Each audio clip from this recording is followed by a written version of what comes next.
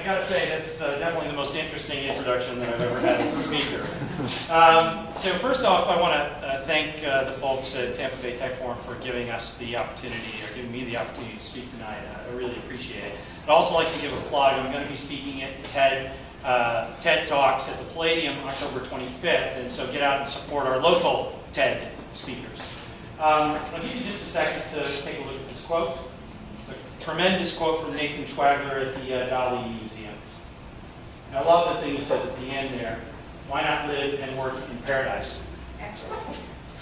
So my name is David Etheredge. I'm the CEO and co-founder of SavvyCard. And tonight I'd like to talk to you a little bit about our experiences raising capital in Tampa Bay. Or how I learned to stop worrying and love massage therapy. So we love Tampa Bay as a place for startups for a number of reasons, which I'm sure we share with all of you.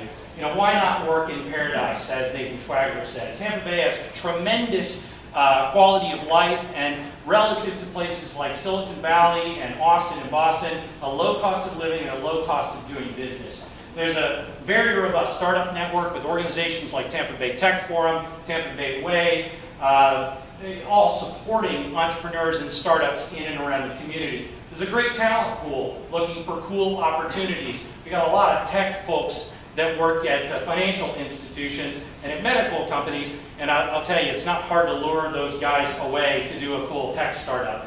And finally, it's a very startup-friendly environment. Recently, there was a study published that Florida had the third highest average revenue for startups in the United States. But maybe some of you entrepreneurs have noticed what's missing here, and that is how good is it as an environment for raising capital? And the answer is it's a tough one. For early stage capital, next slide. For early stage capital, Tampa has traditionally been a very, very difficult market to raise capital. So when we started SavvyCard, we knew we were going to need to get out and really work as hard as we could to do all the traditional things to raise capital. And so we participated in venture forums and pitch events. We posted on online venture sites like AngelList, and we participated in incubators like the I2 program, and we were in the inaugural class of the first wave incubator at Tampa Bay Way. And throughout all of these activities, we made some tremendous connections. We met venture capitalists who didn't want to invest in our early stage venture because they're looking for companies with $1 to $2 million trailing revenue. We met brokers who were looking to make a buck, basically facilitating introductions to venture capitalists. We met service providers who wanted us as a client. We met mentors. We got a tremendous mentor through First Wave in Bob Francis, who were looking to provide non-monetary help. And we got connected with the media that wanted to hear stories about the Tampa startup ecology. But what we didn't find were investors, people willing to open their checkbook and write a check to us. So, next slide. So we decided, let's go where the money is, right? Everybody getting funded in San Francisco. So I took a trek out to Silicon Valley, and I met with some angel investors and some VCs there. I met with an angel at Facebook, an angel at the Sear Labs, and I met with a VC on Sand Hill Road. And I expected them to say, yeah, come on out to San Francisco. Everything is, wine and roses here for startups. When in fact, they gave me a completely different picture. They said that startups face major staffing challenges in places like San Francisco because they can't compete with the big boys for new talent. And there's this omnipresent risk of Google or Facebook poaching the talent that you do have, or maybe even Aqua hiring your company. And it's no surprise, San Francisco's got a very high cost of living and doing business. So for startups, you've got a problem. You're either going to be able to go half as far on the funds that you do raise, or you're going to have to sell twice as much stock and raise twice as much money, which means that you're giving away more of your company. We weren't excited about that. But the biggest reason they told us to stay in Tampa was we were going to have to start all over building what I call our trust network. Next slide.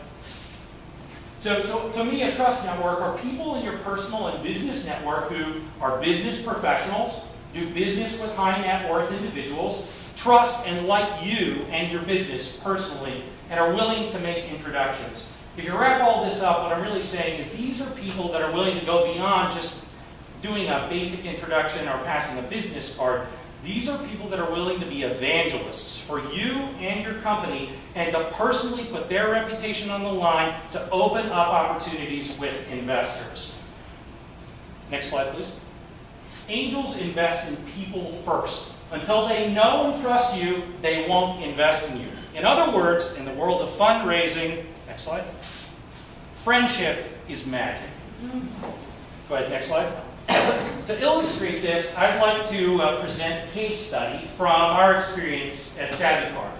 So this is going to be like a bunch of different clicks. I'll tell you when. No, back up. Back up.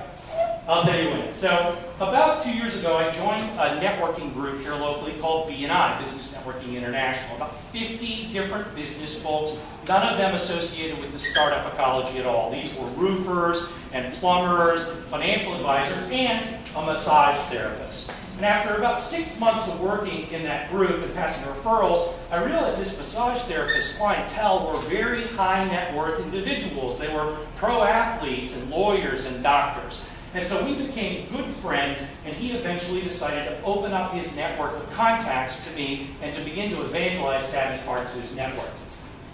So he introduced us to a real estate broker that does $100 million real estate transactions in Tampa. This person wasn't interested in investing, but we became friends. Next slide. And he introduced me to a businesswoman locally who was very excited by what we were doing, but just wasn't comfortable investing. So these were kind of non-strategic relationships. But the business person introduced me to the principal of a marketing consultancy here in St. Pete, and this person was a perfect strategic fit for our company, and ended up investing in the company, but twice. He introduced us to a real estate agent and to a lawyer, both of whom were former angel investors, and both of whom, based on his experience and his recommendation, decided to invest in our company. Next. He also introduced us to a property developer in the area who we believe is going to be an investor in the company, has actually made an offer. And that individual, 2 more times, introduced us to the president of a state real estate association who we believe is going to be a client of SavvyCard, and to the CEO of a local software company who we think is going to end up being our lead investor in our next round. So that's pretty amazing, because a quarter of our funding came through a massage therapist. So we believe to get funded in Tampa, network your ass off, and then network some more. The good news is that networking Tampa is easier than in other cities. This is a quote from Heather Kenyon. In most communities, there are 6 degrees of separation. In Tampa, those connections are really only 1 degree away. Next slide. So I can't tell you the right funding path for your company. But I can share our funding path, how we were successfully able to fund our company. 100% of our funding came from personal referrals through our trust network. 50% of those referrals came through professional service providers like our lawyer, our insurance agent, and our accountant. The other 50% came from a very, very unexpected source, from general business networking in the community. And we received funding through connections from an architect, a home inspector, and most importantly, a massage therapist. So the next time, the next time you turn in an expense report for massage therapy to your CFO, remember to tell them that you were actually fundraising. So thank you very much, and I really appreciate having the opportunity to speak to you today.